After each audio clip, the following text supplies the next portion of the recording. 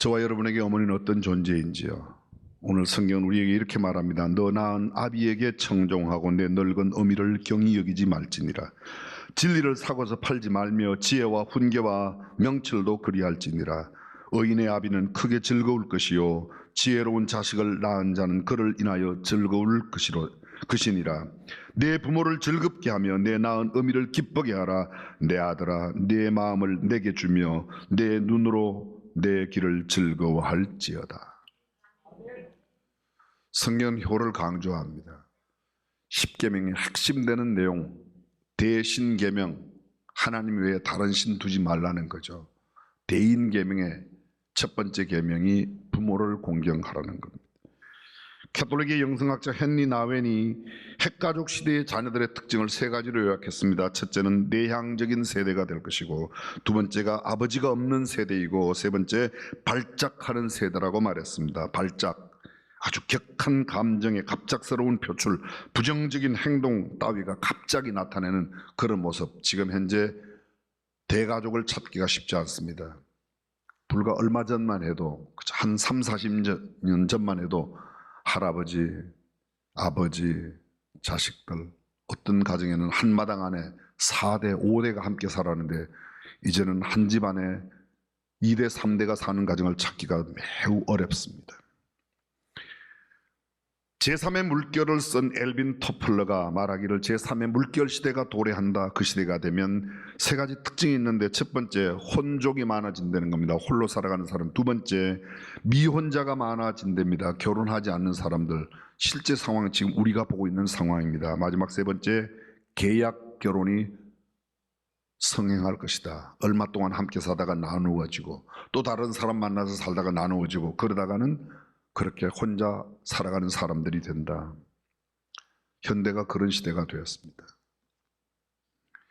학대받는 노인들, 예전에는 어르신 공경이 기본적인 마음이었습니다. 우리 집 어른이 아니더라도 동네 어른도 모두 공경의 대상인데 지금은 그렇지 않습니다. 현실주의, 실리주의, 이기주의로 내리닫고 있습니다. 노인들이 학대에 몰리고 있습니다. 학대받는 노인들에게 설문조사를 했더니 41%가 아들로부터 학대를 받고 29%가 며느리로부터 학대를 받고 9%가 딸들로부터 학대를 받는 데입니다.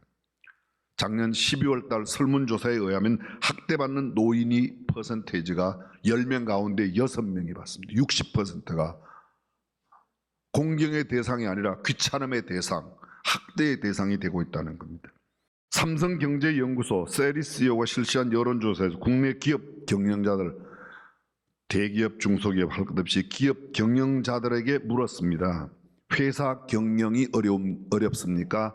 가정 꾸리기가 어렵습니까? 50%가 가정 꾸리는 것이 수천 명, 수만 명 기업을 움직이는 것보다 더 어렵다고 말했습니다. 이게 어떻게 된 일이죠? 우리가 천륜으로 말하는 아버지와 자식과 부모 사이에는 혈연 관계인데 끈끈한 그런 하나님의 하늘의 논리로, 하늘의 이치라고 이야기하는데도 참 이상해졌습니다. 단적으로 말하면 가정이 붕괴되고 있습니다. 가족이 변화되고 있습니다. 가정 파탄, 가정의 피폐함이 여실히 드러내는 세대가 우리 눈앞에 펼쳐졌습니다. 부모와 자식 관계가 아주 어려워졌습니다. 이해하고 용서하는 관계가 바뀌어졌습니다. 여러분, 구약 성경에 보면 다윗과 압살롬의 이야기가 나옵니다. 압살롬은 다윗의 세 번째 아들이에요. 근데 아들이 반역을 하죠. 군대를 일으켜서 아버지를 왕자에서 쫓아내고 지가 왕이라고 말합니다. 다윗의 신하들이 왕자의 난을 맞이해서 왕자를 평정하라고 나갑니다. 그때 다윗이 그 부하들에게, 신하들에게 말합니다. 내 아들 압살롬 너무 함부로 그렇게 대하지 말아라. 좀 너그럽게 대해주라고 말합니다. 근데 출전했던 병사들은 그냥 두질 않았습니다. 수세에 몰려 왕위에서 쫓겨났던 다윗이 보낸 이 다윗의 군사들이 가서 압살롬을 죽입니다. 모든 반란군을 평정하고 돌아왔을 때 다윗이 신하에게 묻습니다. 내 아들 압살롬 어찌 됐냐? 다른 거 아무것도 묻질 않았습니다. 내 아들 압살롬이 어찌 됐냐? 전쟁에 누가 몇 명 죽었냐? 뭐 그런 게 관심이 없습니다. 내 아들 압살롬 어떻게 됐냐고. 압살롬 죽였다고 그랬더니 다윗 왕 가슴이 미어지는 것 같다 성문 위로 올라가서 목 놓아옵니다. 내 아들 압살롬아, 내 아들 압살롬아, 내가 너를 대신하여 죽었더라면 압살롬아, 압살롬, 내 아들아, 내 아들아. 아들을 불러가며 울부짖는 이야기가 성경에 기록되어 있습니다. 부모는 자식을 위해서 희생하고 사랑하고 생명을 주고 아무런 계산 없이 모든 것을 다 내어주지만 자식들은 내가 부모님께 한 거 안 알아주면 금방 서운하고 섭섭한 게 자식인지 모르겠습니다. 자식을 볼 때는 그냥 무슨 짓을 해도 귀엽고 사랑스럽고 다 이해가 되고 용서가 됩니다. 저는 지금은 좀 덜하지만 한때 청소년들을 열심히 가르치는 전도사 시절에요. 청소년 자녀들을 둔 엄마 만나면 다 엄마가 한결같이 똑같아요. 내 아들은 문제가 없는데 나쁜 친구 만났대. 근데 이 친구하고 만나고 있는 이 친구 엄마는 내 아들은 문제가 없는데 이 친구 나쁜 친구 만나고 그랬대요. 그럼 누가 나쁜 놈이에요? 다 내 아들은 괜찮다는 거예요. 어느 누구나 마찬가지예요. 엄마들 마음일 겁니다. 그게. 그 집 엄마만, 이 집 엄마만 그런 게 아니라 우리도 다 마찬가지 아닙니까? 내 아들은 다 괜찮은데 내 아들이 만난 그 나쁜 놈 때문에.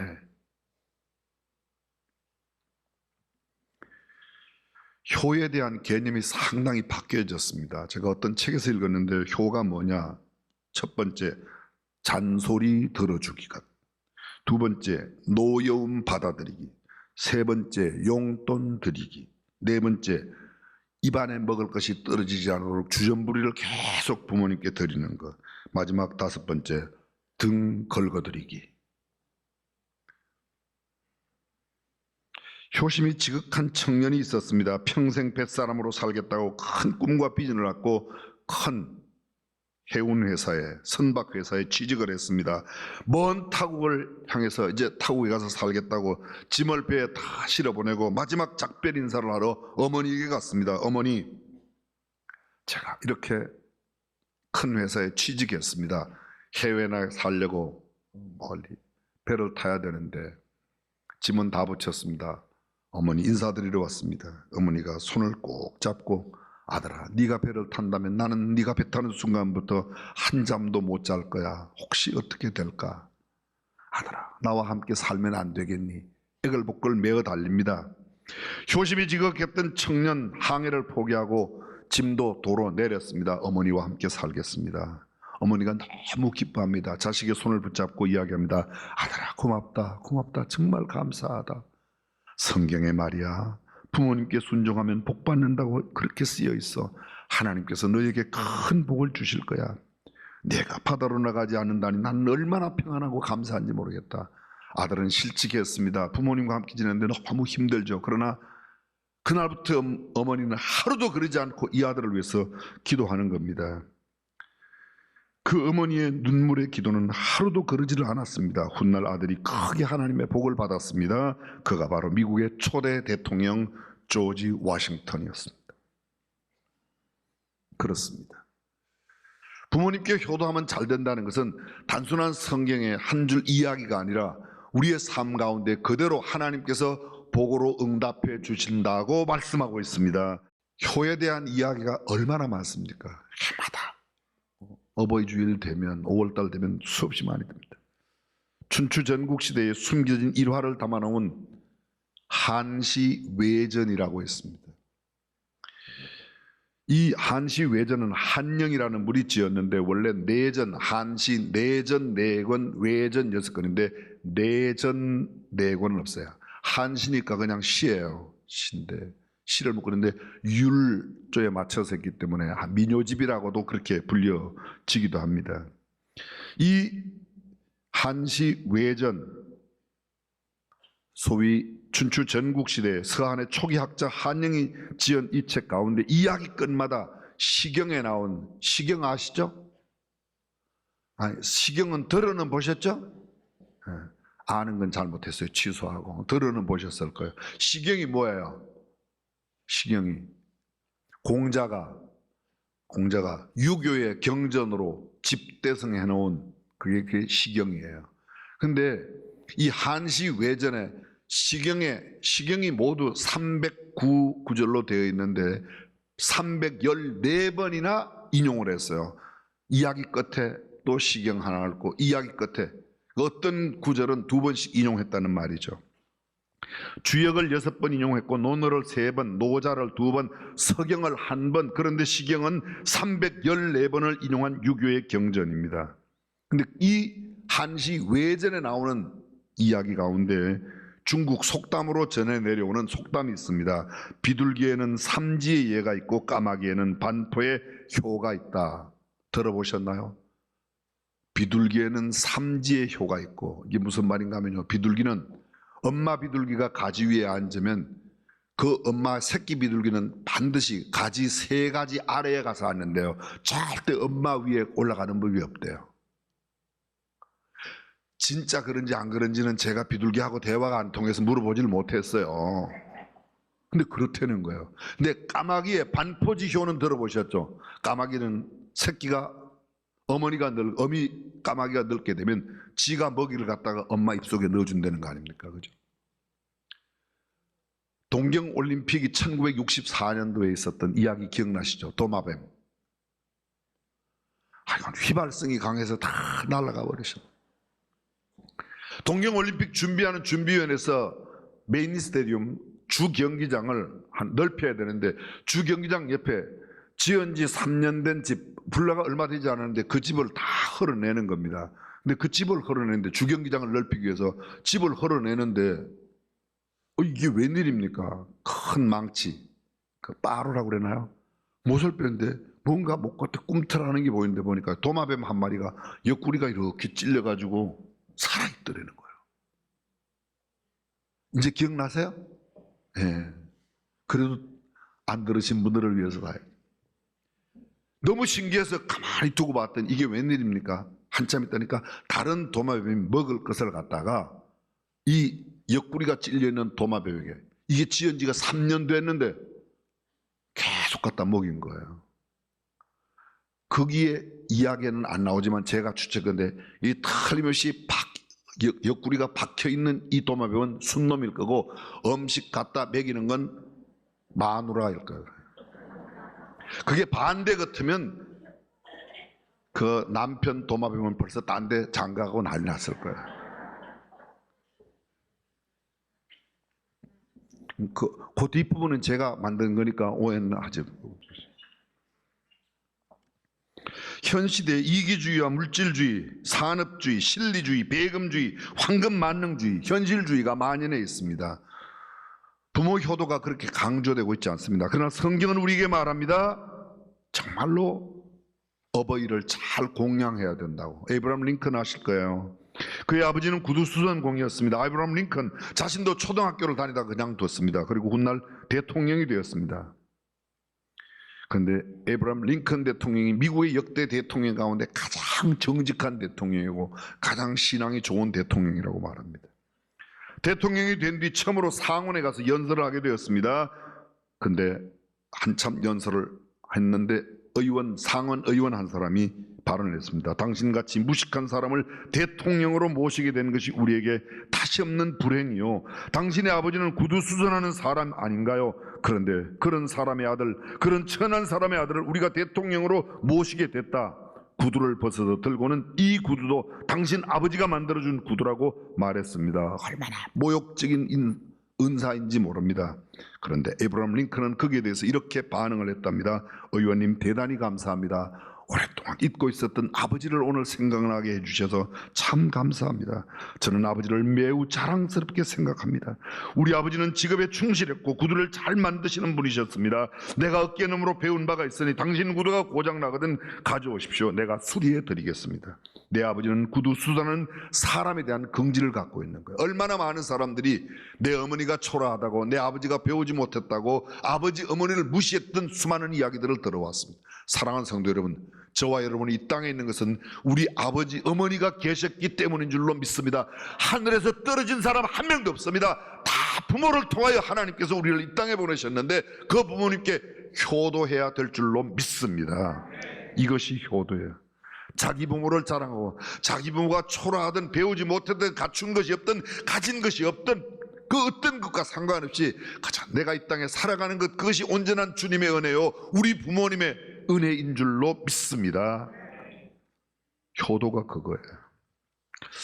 한 10여 년 전으로 기억하는데 아마 여러분도 기억나실 겁니다. 뭐 생명보험회사에서 아주 이색적인 광고를 냈습니다. 광고는 아버지와 어머니에 관한 것이었습니다. 아버지에 대한 광고는 이렇습니다. 29, 14시간을 기다렸어야 자식의 울음소리를 들을 수 있었습니다. 그때 당신은 당신도 모르게 기도를 올렸습니다. 37, 자식이 초등학교에 들어가 우등상을 탔습니다. 당신은 액자를 만들어 가장 잘 보이는 곳에 걸어두었습니다. 아직도 당신의 방에는 누렇게 바랜 액자가 걸려 있습니다. 43, 주일 아침 모처럼 자식과 뒷산 약수터로 올라가는데 주변의 사람들이 자식이 아버지를 닮았다며 인사를 건넸습니다. 당신은 괜히 기분이 좋았습니다. 48, 자식이 대학 시험을 보러 갔습니다. 당신은 평소와 다름없이 출근했지만 하루 종일 일이 손에 잡히지 않았습니다. 53, 자식이 첫 월급을 타서 네일을 사왔습니다. 당신은 쓸데없이 왜 거기다 돈을 썼냐고 나무랬지만 밤이 늦도록 그 네일을 입었다가 벗었다가 입었다가 벗었다가. 61, 딸이 시집을 가는 날이었습니다. 딸은 도둑 같은 사위 얼굴을 쳐다보며 한바구음을 피웠습니다. 당신은 나이 들고서 처음으로 눈시울이 붉어졌습니다. 오직 하나 자식 잘 되기만을 바라며 살아온 당신의 한평생. 하지만 이제는 희끗희끗한 머리로 남으신 당신, 우리는 당신을 아버지라 부릅니다. 이어지는 어머니에 대한 광고는 이렇습니다. 21, 당신은 고개를 2개 넘어 얼굴도 본 적 없는 김치댁의 큰아들에게 시집을 왔습니다. 26, 시집 온 지 5년 만에 자식을 낳았습니다. 당신은 그제서야 시댁 어른들한테 며느리 대접을 받았습니다. 32, 자식이 밤늦게 급체를 앓았습니다. 당신은 자식을 업고 읍내병원까지 20리를 달렸습니다. 40, 그해 겨울은 유난히 추웠습니다. 당신은 자식이 학교에서 돌아올 무렵이면 자신의 외투를 입고 동구 밖으로 나갔습니다. 그리고 자식에게 당신의 체온으로 덮여진 외투를 입혀주었습니다. 52, 자식이 결혼할 여자라고 집에 데려왔습니다. 당신은 분칠한 얼굴이 싫지만 자식이 좋다니까 당신도 좋다고 했습니다. 60, 환갑이라고 자식이 모처럼 돈을 보냈습니다. 당신은 그 돈으로 자식의 보약을 지었습니다. 65, 자식 내외가 바쁘다며 명절에 고향에 못 내려온다고 했습니다. 당신은 동네 사람들에게 아들이 바빠서 아침에 일찍이 올라갔다며 당신 평생에 처음으로 동네 사람들에게 거짓말을 했습니다. 오직 하나 자식 잘 되기만을 바라며 살아온 한평생. 하지만 이제는 깊게 주름진 얼굴로 남으신 당신, 우리는 당신을 어머니라 부릅니다. 많은 사람들이 이 광고를 보고 얼마나 흐느꼈는지 모릅니다. 사랑하는 성도 여러분, 우리가 어머니 아버지를 얼마나 깊이 생각하며 일상을 살고 있습니다. 1년 365일은 다 몰라도 그래도 가정의 달만큼은, 아니 어버이날 오늘 하루만이라도 어머님께 전화도 드리고 아버님께, 이미 부모님이 떠나셨다면 우리 주변에 섬겨야 할 사람들을 잘 섬기는 믿음 깊은 저와 여러분이 되시기를 주님의 이름으로 축원합니다. 성경은 말합니다. 자녀들아 너희 부모를 주 안에서 순종하라. 이것이 옳으니라. 내 아버지와 어머니를 공경하라. 이것이 약속 있는 첫 계명이니 이는 내가 잘되고 땅에서 장수하리라. 여기 공경하라는 말이 카베드라는 원어로 되어 있어요. 그 뜻은 이런 뜻입니다. 가치 있게 여겨라, 존귀하게 여겨라, 영광스럽게 생각해라, 무겁게 대해라, 가볍게 대하지 마. 오늘 성경 본문 아까 제가 읽었습니다. 잠언 23장 22절부터 오늘 한 절만 읽었지만, 내 늙은 어미를 경히 여기지 말아라. 너 아버지 그렇게 우습게 알지 말라는 거야. 얼마 전 우리 교회 모 집사님 아들과 통화를 했습니다. 결혼을 앞두고 여러 가지 아마 결혼에 관련된 이야기들로 번민하고 고민하다가 저한테 전화를 걸어왔어요. 아버지는 사회적으로 꽤 아주 괜찮은 높은 자리에 있고 꽤 큰 기업에 있습니다. 아들의 이야기인 적, 아빠 엄마하고 말이 잘 안 통하는데, 제가 이야기했습니다. 너 지금 대학교에서 공부를 하는데, 대학원인가 공부를 하는데요, 너 아빠 밑에 있는 직원들이 수천 명 되는데 네가 지금 다니는 학교보다 더 좋은 학교에서 인류 대한민국 최고 대학이라고 하는 대학에 나온 사람들이 너 아빠 밑에 얼마나 많은데, 너 아빠 말 한마디면 절절매는데 너는 그 아빠가 그냥 아빠라는 이유 때문에, 그 아빠의 아들 됐기 때문에 아빠 말 엄마 말 그렇게 가볍게 해도 되냐? 너 그렇게 하지 말어. 너 아빠 너 엄마가 어떻게 했는지 알아? 너 아플 때 너 엄마가 얼마나 기도하고, 너 힘들고 어려워할 때 너 아빠가 어떻게 했는지 몰라.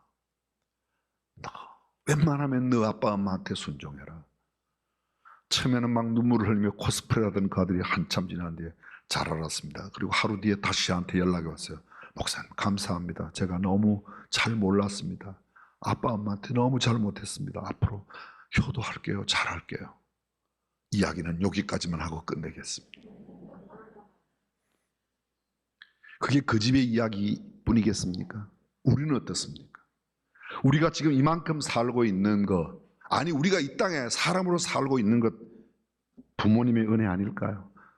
전적인 하나님의 은혜요, 부모님의 은혜인 줄로 믿습니다. 성경은 이렇게 말합니다. 공경하라. 내 마음을 드리라고 말해요. 돈만 드리는 게 아니라 마음을 드려요. 마음 드리지 않는, 이거 드려야 유산 좀 받을 것 같으니까. 너무 현실적이지 않습니까? 정처럼 말합니다. 어버이 살으실 때 섬기기를 다하여라. 한 번 가신 뒤에 애달다 의하리. 생전에 고쳐 못할 일 이뿐인가 하노라. 지금 효도하지 못하고 나중에 효도하려고 했을 땐 이미 지나가 버리고만. 10계명 가운데 다른 계명은 지금 못 지켜도 다음에 또 지킬 수 있어요. 그런데 부모 공경은 부모님 지나가고 나면 절대 할 수 없는 게 5계명입니다. 저는 마지막으로 어미새의 사랑 이야기를 하고 말씀을 마치려고 합니다. 지난 겨울에 있었던 일이라고 합니다. 아파트에 살고 있는 한 가정에 새 한 쌍을 선물로 받아 매일 아침 신선한 공기와 햇빛을 받으라고 살고 있는 새 초롱을 베란다에 걸었다가 저녁이면 들여오곤 했습니다. 그동안 부부새가 자라서 어미새가 되었고, 어미새는 어느 알을 품더니 2마리의 예쁜 새끼 새를 갖게 되었습니다. 그 새끼들은 초롱 속에 만들어준 둥지에서 자라게 되었습니다. 그러던 어느 날 베란다에 둔 것을 깜빡 잊어버리고 영하의 날씨에 밤을 그냥 지나버리고 말았습니다. 아침에서야 새 초롱이 생각나 허둥지둥 나가보았더니 앞불사 어미새는 둥지에 몸을 덮은 채로 얼어 죽어 있었습니다. 인간의 실수로 인해 생명을 잃게 한 것을 생각하고 가슴을 치며 죽은 어미새를 집었더니 거기 얼어 죽은 어미새 밑에 1마리의 큰 새와 2마리의 새끼 새가 그대로 살아 있었습니다. 어미새의 지극한 헌신으로 새 가족을 덮어서 자신의 어른 죽으면서까지도 그 생명들을 사랑한 기막힌 이야기였습니다. 제가 이 어미새 이야기를 읽으면서 그 아빠 새가 좀 엄마 새를 품어주지, 어떻게 엄마 새가 아빠 새를 하여간 수컷들은 다 그 모양이에요. 아까 왜 도마뱀도 그냥 수컷들은 다 그 모양. 미국의 플로리다주의 한 해변가에 한국인 주인인 근사한 식당이 있답니다. 그 식당 주인의 어머니 사진이 그 식당 안에 걸려 있는데요. 어머니는 남편을 일찍 여의고 플로리다 해변에 가서 조그만 식당을 기는데 열심히 해서 돈을 모아 큰 식당을 마련하게 되었습니다. 그런데 그 식당, 새로 아주 멋진 식당을 오픈하기 전에 어머니가 세상을 떠났어요. 어머니를 대신해서 이제 주인 행세를 하고 있는 아들에게 마지막 어머니가 떠나기 전에 남긴 유언 2가지가 있는데, 첫째는 사업보다 돈보다 인생의 가장 참 주인 되시는 하나님 아버지를 더 귀히 여기는 믿음을 갖고 살아라. 2번째, 이 식당에서는 절대로 술을 팔지 말라. 어머니의 유언대로 그렇게 순종했습니다. 주일날 어머니가 그러셨던 것처럼 식당 문을 닫고 예배를 드리고 술은 팔지 않았습니다. 처음에는 주변에 있는 술꾼들이 와서 왜 이 좋은 식당에 술을 안 파냐고 땡깡도 부리고 행패도 부렸습니다. 그런데 그는 그때마다 어머니 사진을, 우리 어머니 생전에 내게 남긴 유언이 그거라. 불편해도 술은 팔지 않겠다고 이야기했습니다. 그 사진 밑에는 이런 아들의 글을 그다 적어 놓았는데, 아들의 글인 적 어머니의 미소는 저의 추억입니다. 어머니의 사랑은 저의 용기이고 어머니의 기도는 나의 능력입니다. 어머니의 주님은 오늘 나의 주님이십니다. 사랑하는 성도 여러분, 저와 여러분들도 믿음의 가정, 부모님을 아름답게 복양하고 섬기는 참된 성도의 삶을 살아가시기를 주님의 이름으로 축원합니다.